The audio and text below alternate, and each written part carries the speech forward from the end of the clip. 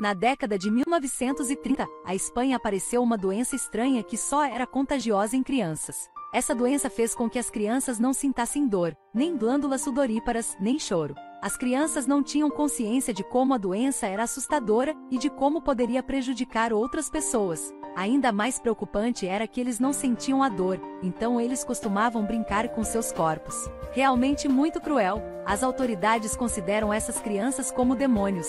Eles planejaram levar todas essas crianças ao mosteiro da montanha para isolar-se do mundo exterior. O povo tentou protestar, mas as crianças ainda estavam separadas de suas famílias. Todo mundo sabia que essa separação era para sempre. Chegando ao mosteiro, todas as crianças tiveram a cabeça raspada, tiveram seus números tatuados, enroladas em seus corpos e colocadas máscaras especiais, e foram trancadas num quarto com apenas uma janelinha. Na sala escura e sem nada para brincar, as crianças só podiam brincar com os raios do sol e suas próprias sombras. A atmosfera solitária estava ficando mais forte a cada dia. Esta freira era a única que amava Benigno, sempre o alimentava meticulosamente. Olhando para a pobre criança, ela não conseguiu conter as lágrimas. Benigno enxugou suavemente as lágrimas que rolavam pelo rosto dela e perguntou: "Què és això? Allà aquí, m'estimat. Surten dels ulls quan se sent plaer. Què és el dolor? El contrari de plaer. Això és plaer, dolor. Això és plaer, dormir. Això és plaer." Mas quando a freira saiu, ela não pôde deixar de perguntar ao médico: por quanto tempo as crianças ficam trancadas? Como as tratamos? Inesperadamente, o médico respondeu que essa doença não tinha cura, as crianças ficariam trancadas pelo resto da vida. Ouvindo isso, a freira ficou pasma. Não foi dito antes que um especialista alemão viria tratar as crianças? O médico extinguiu sem rodeio suas esperanças.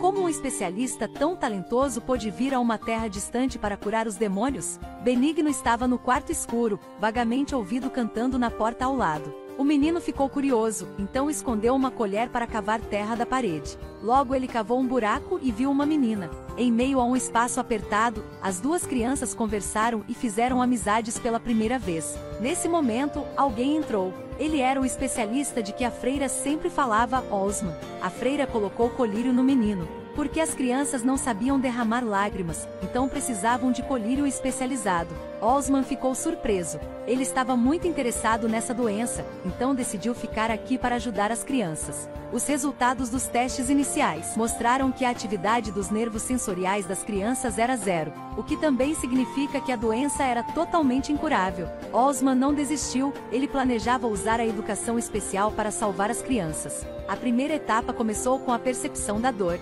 Eles não conheciam os perigos da dor, também não entendiam o sabor da vida, então eles tinham que aprender a estrutura do corpo. Então ele encontrou um cachorro com um tumor no rim esquerdo para as crianças testarem. Benigno era muito talentoso, tirou rapidamente aquele tumor, salvou a vida do cachorro, até costurou a ferida. Este era o primeiro passo na cadeia da terapia, para permitir que as crianças saibam como evitar se machucar. Após a cirurgia, Benigno pediu ao especialista que o deixasse cuidar do cachorro, mas o diretor do mosteiro recusou. O menino disfarçadamente carregou o cachorro de volta para a sala fria. Pouco depois, o latido do cachorro chamou a atenção das freiras. Elas pensaram que Benigno machucou o cachorro, então deram uma bofetada nele assim que chegaram. Então pegaram o cachorro de volta e ainda bateu no menino. O menino não concordou, pegou um bisturi e esfaqueou a perna da freira. Não era fácil mudar o menino, agora que todos diziam que ele era um demônio. Naquele dia, um grupo de soldados foi ao mosteiro para levar as crianças doentes.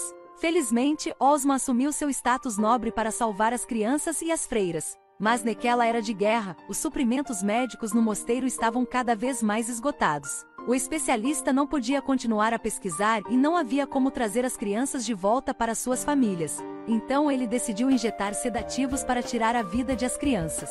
Ninguém sabia que, Benigno através de um pequeno orifício testemunhou sua amiga sendo injetada com a injeção letal. Pela primeira vez, o menino desatou a chorar. Incapaz de aceitar, nem de explicar as ações do especialista que sempre os protegeu. O menino já sabia chorar.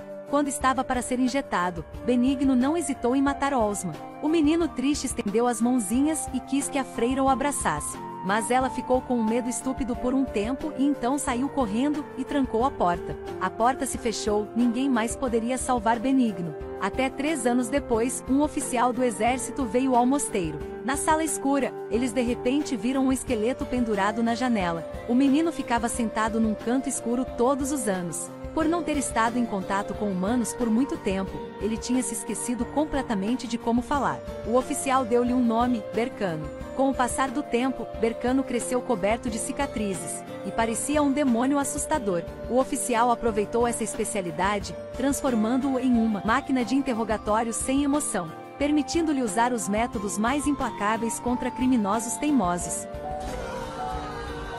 Naquele dia, uma prisioneira foi trazida ao mosteiro, com a cabeça coberta por saco, mas sua boca ainda zumbia, sem dar sinais de medo. Bercano olhou nos olhos dela e se lembrou da menina do passado. Não só ele não a torturou, mas também a desamarrou. Talvez ele considerasse essa garota a mesma menina com quem ele estava preso no passado. A garota o trouxera pouco consolo. Naquele dia, o oficial recebeu ordem de se preparar para a evacuação de seu superior. Ele estava prestes a matar a garota, mas foi impedido por Bercano. Descobriu-se que a garota estava grávida. O oficial decidiu trocar com Bercano, exigindo que a criança seja dada a ele para criar e os dois sejam libertados. Bercano não entendeu o que era liberdade, mas concordou. Ou era a melhor casa para o bebê. Num piscar de olhos, mais de 12 anos se passaram. Um médico que estava com sua esposa grávida no carro acidentalmente sofreu um acidente. Depois de recuperar a consciência, sua esposa morreu, mas a criança sobreviveu. O sortudo marido que por pouco escapou da morte,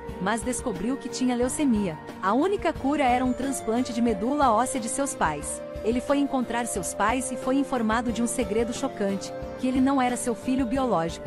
Mas o pai não quis revelar informações sobre o pai biológico dele. Isso era coisa dos últimos 10 anos atrás. Ele era a criança que foi levada naquele ano. O nome de David e seu pai eram um ex-oficial. O oficial não queria enfrentar o crime que havia cometido, por isso sempre o manteve em segredo. O segredo foi sendo revelado aos poucos. A culpa mais avassaladora o fez optar pelo suicídio. David foi ao antigo mosteiro, encontrou a sala onde seu pai biológico ainda estava trancado. Ele descobriu um túnel e rastejou ao longo dele. Este lugar tinha muitos maços de remédios, provavelmente já eles estavam mortos. Ele viu uma jovem. Um homem apareceu de repente e o agarrou, fazendo com que a vela caísse no chão. 2 olhos que perceberam o coração um do outro, 2 olhos azuis familiares. Foi a primeira vez que 2 pessoas com o mesmo sangue se encontraram. Bercano se virou e entrou no mar de fogo, abraçando a garota e depois olhando para o filho. O fogo parecia encerrar uma vida inanimada. Esse resultado provavelmente deixará-se confusa,